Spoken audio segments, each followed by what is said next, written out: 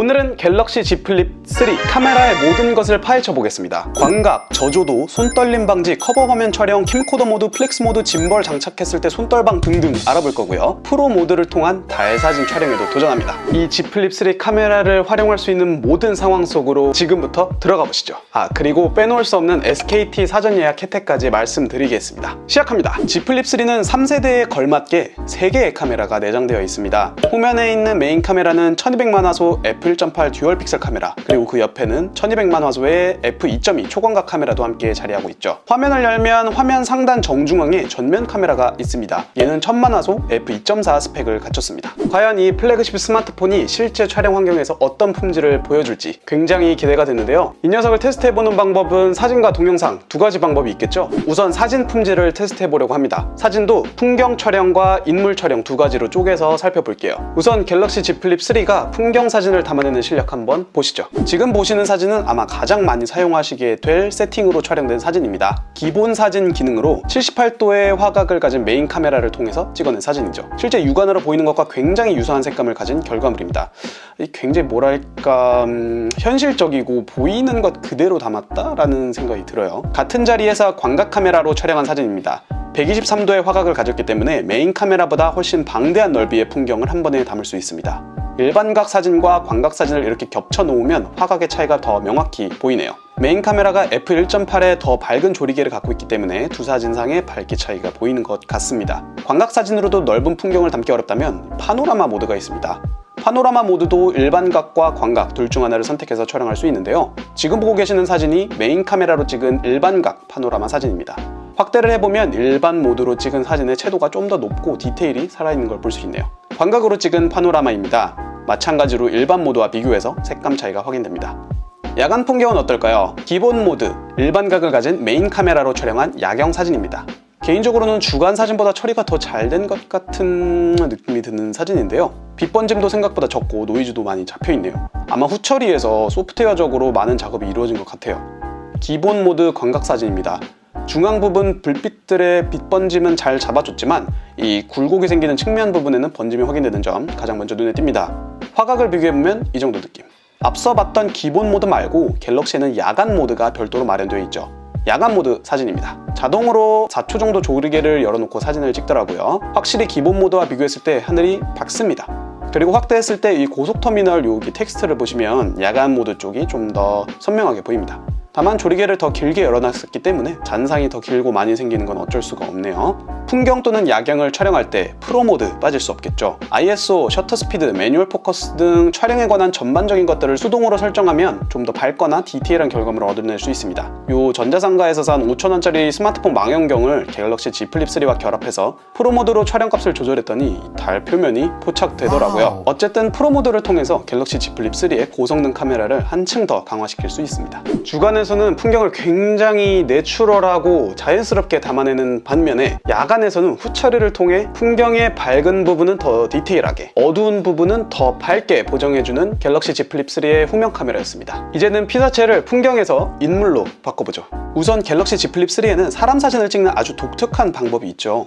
셀카를 찍을 때 전면 카메라로 촬영하는 것이 아니라 접은 상태에서 후면 카메라로 더 좋은 품질의 셀카를 찍는 것. 이렇게 접은 상태에서 잠금 버튼을 2번 누르면 외부 디스플레이에서 카메라가 실행되고, 좌우 스와이프를 통해서 사진, 동영상 간의 전환을, 상하 스와이프를 통해 일반각, 광각 간의 전환을 할 수 있습니다. 지금 이 사진은 기기를 접은 상태로 외부 디스플레이를 통해 촬영한 사진입니다. 기본 모드가 적용되었고 얼굴 리터칭은 3으로 세팅해놨어요. 피부 보시면 필터를 과하게 설정하지 않은 만큼 자연스럽게 잘 처리한 것 같고요. 인물과 배경의 경계, 특히 제 빠글빠글한 머리와 배경의 경계도 명확하게 처리했습니다. 접은 상태에서 광각 카메라로 촬영한 사진입니다. 동일한 거리만큼 팔을 뻗었는데도 광각이 훨씬 넓은 범위를 찍어내는 결과를 볼 수 있습니다. 후면 카메라로 사람을 찍어줄 때는 역시 인물사진 모드죠. 실내에서 저의 모습을 인물사진 모드로 찍어봤습니다. 인물사진 모드에서 중요한 건 역시 인물과 배경의 경계를 얼마나 잘 구분하냐일 텐데 나쁘지 않은 수준 같습니다. 인물사진 강도는 4로 설정했는데요. 특히 저처럼 한 가닥씩 픽픽 튀는 머리는 이 경계 처리하기가 정말 어려운데 생각보다 잘 처리해준 것 같아요. 옷이랑 배경과의 경계도 부드럽게 처리되었어요. 밤에 찍는 인물사진 모드는 어떨까요? 저조도 환경에서 찍는 인물사진 모드. 저는 역시 머리 쪽을 좀 주목해서 봤는데 의외로 경계가 잘 잡혔네요. 옆머리 쪽도 튀는 픽셀 없이 뒤쪽을 잘 날려줬습니다. 왼쪽이 인물사진 모드, 오른쪽이 기본 모드인데요. 확실히 인물사진 모드가 느낌이 있는 것 같습니다. 조명 없는 공간에서 플래시도 한번 터트려 봤습니다. 확실히 오른쪽이 플래시 덕분에 인물에 좀 더 집중되는 효과를 만들어주기도 하고 초점도 더 정확하게 잡아줬습니다.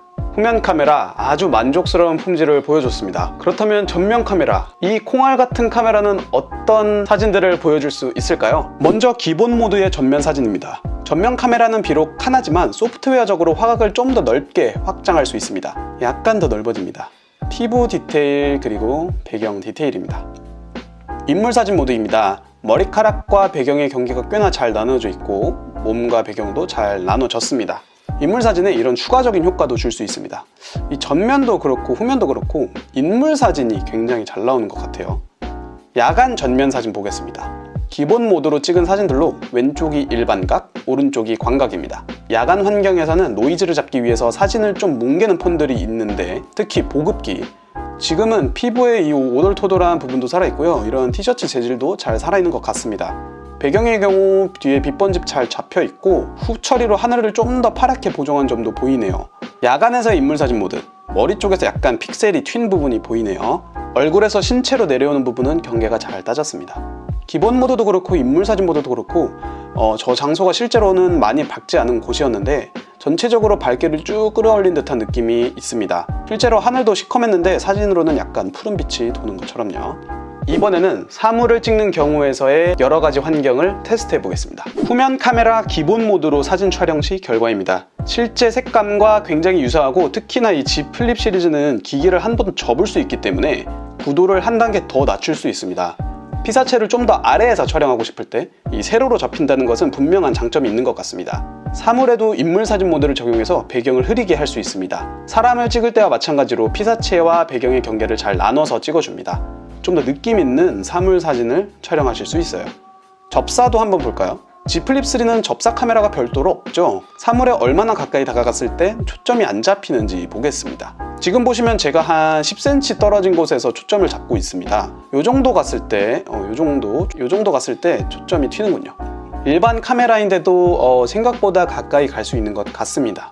음식 모드가 별도로 들어가 있는 갤럭시, 색감을 약간 맛스럽게 노란색의 필터를 살짝 씌워주고 레디얼 블러를 활성화시키면 음식 주변의 포커스를 약간 흐리게 조정해줘서 음식의 위치에 시선을 집중시켜줍니다. 이건 레디얼 블러를 가장 좁게 하고 찍은 사진입니다.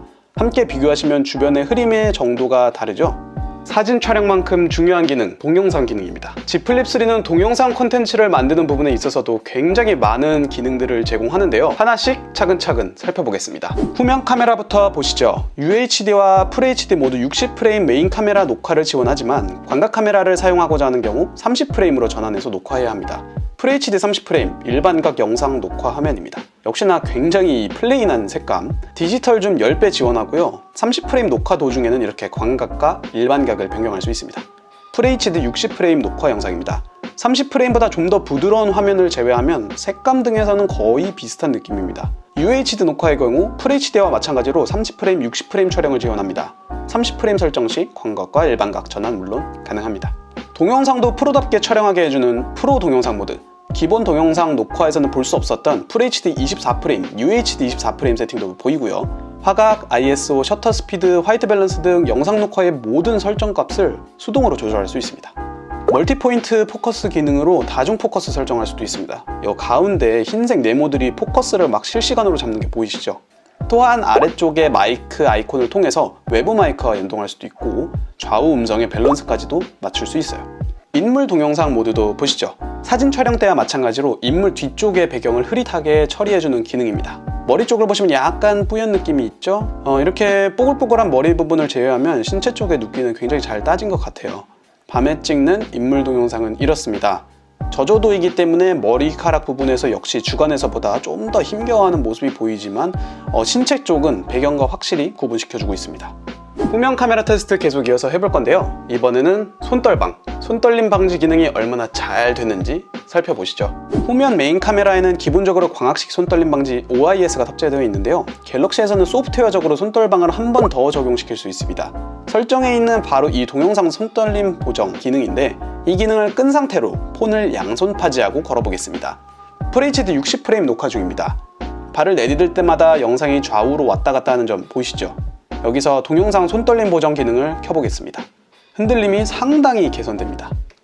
웬만하면 이 기능 켜고 녹화하세요. 슈퍼스테디라는 기능을 켜면 영상 품질을 다소 포기하는 대신 흔들림이 정말 극단적으로 줄어듭니다. 세 가지 영상을 나란히 놓고 보면 손떨방의 차이가 확연하게 보입니다. 이번에는 달려볼게요. 동영상 손떨림 보정을 꺼놓은 영상이고요, 동영상 손떨림 보정을 켜놓은 영상이고, 슈퍼스테디 기능을 켜놓은 영상입니다. 슈퍼스테디는 확실히 뜀박질할 때 효과가 제대로 발휘되는 것 같습니다. 스마트폰용 짐벌을 장착하면 손떨방이 어디까지 극대화될 수 있을까요? 동영상 손떨림 보정만 켜놓은 상태에서 달릴 때 왼쪽은 생폰, 오른쪽은 짐벌을 장착한 상태입니다. 엄청나게 부드러워졌죠? 슈퍼스테디 모드로도 차이를 명확히 볼 수 있습니다. 브이로그 촬영하시는 분들은 이 갤럭시 Z 플립 3와 짐벌의 결합 참고해보시면 좋겠습니다. 저조도 환경에서의 손떨림 방지 성능도 테스트해봤습니다. 짐벌 착용 없이 걸어가면서 촬영한 영상들이고요. 이건 손으로 들고 달려가면서 촬영한 영상들의 비교입니다. 야간 촬영 많이 하시는 분들에게 참고될 만한 정보가 되었으면 좋겠습니다. 전면 카메라로 녹화한 동영상 품질도 좀 보시죠. 셀카 모드로 걸으면서 촬영한 영상입니다. 동영상 손떨림 보정 기능을 켜놨기 때문에 비교적 안정적인 품질을 보여줍니다. 저조도 환경의 전면 카메라 녹화입니다. 많이 어두운 공간에서 빛 번짐이 약간 보이는군요. 손떨방은 상당히 괜찮은 것 같습니다. 되게 짐벌 들고 찍은 것처럼 나왔어요. 굉장히 안정적입니다. 전면 카메라로 찍은 인물 동영상 모드입니다. 머리카락 부분 눕기 오기 한번 확인해 주시고요. 갤럭시가 전후면 사진, 동영상 가릴 것 없이 이 인물 촬영 모드에 많은 공을 들인 것 같아요. 개인적으로는 갤럭시 Z 플립 3로 촬영한 인물 모드 사진과 동영상들이 가장 마음에 듭니다. 독특한 촬영 기능들도 들어가 있습니다. 왼쪽은 슬로우 모션 기능, 오른쪽은 슈퍼 슬로우 모션 동영상입니다. 슈퍼 슬로우 모션의 경우 왼쪽의 슬로우 모션과 다르게 음성은 녹음되지 않지만 무려 초당 960프레임의 훨씬 느린 속도로 피사체를 촬영할 수 있습니다. 타임랩스라고 부르는 하이퍼랩스 기능, 풀 HD나 UHD로 녹화할 수 있고 배속도 5배에서 최대 60배속으로 설정할 수 있어요. 배속 설정을 할 때 이렇게 안내가 나오는 부분이 굉장히 마음에 드네요. FHD로 녹화하는 경우에는 아까 잠시 봤었던 슈퍼스테디를 켤 수도 있습니다. 싱글 테이크 기능을 사용하면 지정해 놓은 짧은 시간 동안 Z 플립 3에 달려있는 모든 카메라를 활용해서 다양한 연출의 이미지와 동영상을 만들어줍니다. 디렉터스 뷰 기능은 브이로그 사용할 때 좋을 것 같은데요. 전후면 카메라를 동시에 사용해서 영상을 녹화할 수 있는 기능입니다. 화각 전환도 물론 가능하죠. AR 두들 기능은 AR 기능을 사용해서 증강현실 사진 또는 동영상을 촬영할 수 있습니다. 그림을 그리거나 텍스트를 증강현실 속에 넣어가지고 마치 실제 하는 것처럼 보이게 하는 아주 재밌는 기능입니다. 갤럭시 Z 플립 3로 사진 또는 영상 촬영을 할 때 정말 편한 기능은 바로 커버 화면으로 나의 모습을 직접 볼 수 있다는 겁니다. 전작보다 훨씬 커진 스크린을 통해서 말이죠. 갤럭시의 카메라는 전후면 구분 없이 기본적으로 손바닥을 펼치면 알아서 촬영을 해주기 때문에 삼각대 세워놓고 혼자서 또는 단체로 촬영하기가 정말 편합니다.